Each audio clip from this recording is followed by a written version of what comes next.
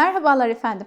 Kanalıma hoş geldiniz. Şimdiki konumuz seksiniz ne kadar doğru. Efendim cinsel eylem ve sevişme becerileri her ne kadar dünyaya geldiğimizde bize program olarak yüklenmiş gibi düşünsek de sadece %20'si. Sonradan deneyimlenerek, öğrenilerek geliştirilebiliyor ve daha iyi olabiliyor. Bu şekilde değerlendirmek lazım. Dünyaya geldiğimiz andan itibaren bütün insanoğlunun cinsellikle ilgili algıları yüksek. Ancak cinsel işlevin bedensel olarak aktif hale geldiği dönem aslında ergenlikten sonraki dönem. Kişi cinselliği tecrübe ederek, deneyerek, yanılarak, işte çevresinden, ergenlerden, diğerlerinden duyduğu yalan yanlış bilgilerle, bazı filmlerle, velhasıl böyle pek de doğru kaynaklara ulaşmadan öğreniyor. Ve cinselliğe dair de ne yazık ki tüm dünyada, ülkemizde bir sürü mit var. Ve cinselliğe dair tüm dünyada ve ülkemizde şehir efsaneleri, yatak efsaneleri, hurafeler, cinsellikle ilgili mitler,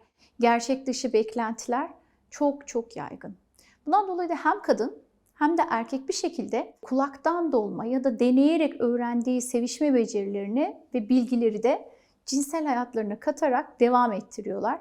Çoğunlukla da bu şekilde bir şeyler eklemeden hata yaparak ilerliyorlar. Bu bir süre sonra evlilik ilişkilerinde, çift ilişkilerinde cinsel işlev bozukluklarına, ilişki çatışması olarak da ayrıca hayatlarına yansıyorlar. Peki çiftler olarak ne yapabilirsiniz? Birincisi doğru kaynaklardan doğru bilgileri almalısınız ki sonradan sıkıntılar nedeniyle uzmanların, terapistlerin kapısını çalmayasınız. Peki bize başvuran kişilerde ne görüyoruz? İnsanlarla konuştuğumuzda, danışanlarla konuştuğumuzda görüyoruz ki gerçek cinsel yaşam hakkında, seks hakkında yalan yanlış, gerçek olmayan bilgilerle, cinsel inançlarla doldurulmuşlar. Hatta bazı kadınlar cinsel organlarının doğru dürüst nerede olduğunu bilmiyor. Vajina ya da rahim diyor.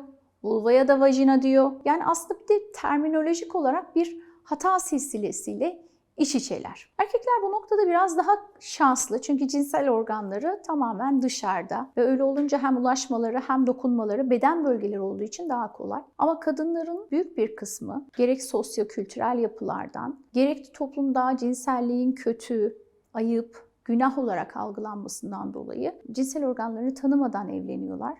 Tanıyanlar da yalan yanlış bilgilerle tanıyor.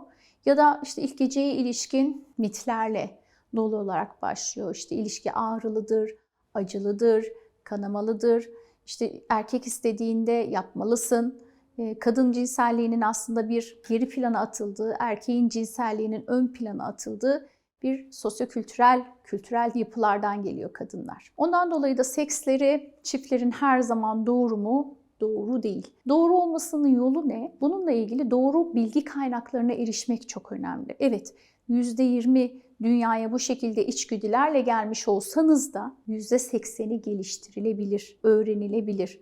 Bunun için de çiftlerin birbirine açık olarak konuşması ve deneyimlemesinden geçiyor. Eğer kadın bunları konuşmazsa, orgazm olup olmadığını bilmezse, kendi bedenini tanımazsa, beyefendi sadece kendi bencilliğine odaklanırsa ya da aslında işin özü hem kadının hem erkeğin cinsellikte biraz bencil de olması lazım. Çünkü bencil olmayan kadın orgazma ulaşamıyor. Herkes kendi orgazmından sorumlu. Her ne kadar ben burada sürekli işte kadınların orgazmında erkeklerin görevi varmış gibi size anlatsam da esasında kadın kendi orgazmından kendi sorumlu olmalı. Hiç toplumda duydunuz mu ya da sizin evlilik yaşantınızda, çift ilişkinizde şöyle bir durum var mı? Eşinizi boşaltmak zorunda hissediyor musunuz? O bir şekilde işte ya vajinaya girerek ya size sürtünerek ya size bakarak bir şekilde boşalma sağlayabiliyor. Ama siz buna bir zorunluluk hissetmiyorsunuz. Yani o kendi yolunu bir şekilde bulmuş, öğrenmiş. Ama biz kadınlar ne yapıyoruz? İşte eşim erken boşalıyor, beni uyarmıyor, işte ben odaklanamıyorum,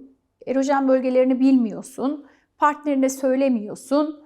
Ondan sonra da işte orgazm olamıyorum. Olmaz hanımlar, olmaz. Herkes kendi orgazmından sorumlu. Kendi bencilliğinize dönün geri ve partnerinize bu noktada size destek olmasını isteyin. Yaparsa buna mutlu olun ama yapmazsa beklenti içine girmeyin. Onun bedenini kullanarak bir şekilde orgazma ulaşmanız gerekiyor. Çünkü erkek o noktada size bedenini sunuyor, ruhunu sunuyor.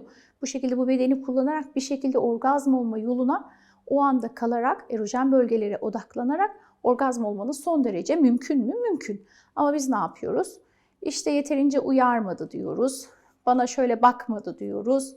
İşte vajinada şu kadar süre kalmadı diyoruz. Yani sadece vajinal orgazm diye bir orgazm yok. Biliyorsunuz kadınların temel cinsel organı klitoris. Klitoral orgazma ulaşmanız mümkün. Daha sonra vajinal orgazma ulaşacaksınız. Bu bir yolculuk. Birdenbire başlayan bir yolculuk değil. Tıpkı bir bebeğin İlk önce kaslarını kullanması için sağa sola dönmesi gerekiyor. Kafasını kaldırması gerekiyor. Sonra belli bir aydan sonra oturması gerekiyor. Sonra işte 1 yaşından sonra ufak ufak ayak üzerinde durmaya başlar, ilk adımlarını atar. 2 yaşından sonra bebek koşmaya başlar. Siz birdenbire penis vajinaya girdiğinde orgazm olacağınızı zannediyorsunuz. Ama olmaz. Bu bir yolculuk. İşin ABC'sini öğrenmeden okuma yazma öğrenemezsiniz.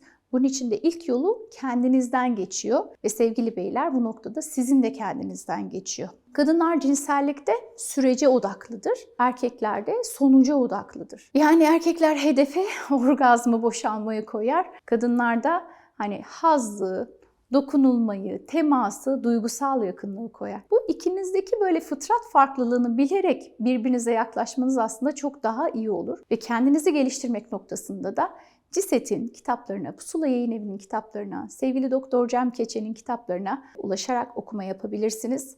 Ben ve benim gibi birçok meslektaşımın bu alanda verdiği YouTube eğitimleri var. Onları izleyebilir. Bu noktada kendi bilginizi, deneyiminizi arttırabilirsiniz. Ama buna rağmen problem yaşadığınız noktada da işte o zaman biz terapistlerin, uzmanların yardımına başvurabilirsiniz. Görüşmek dileğiyle efendim. Sağlıkla kalın.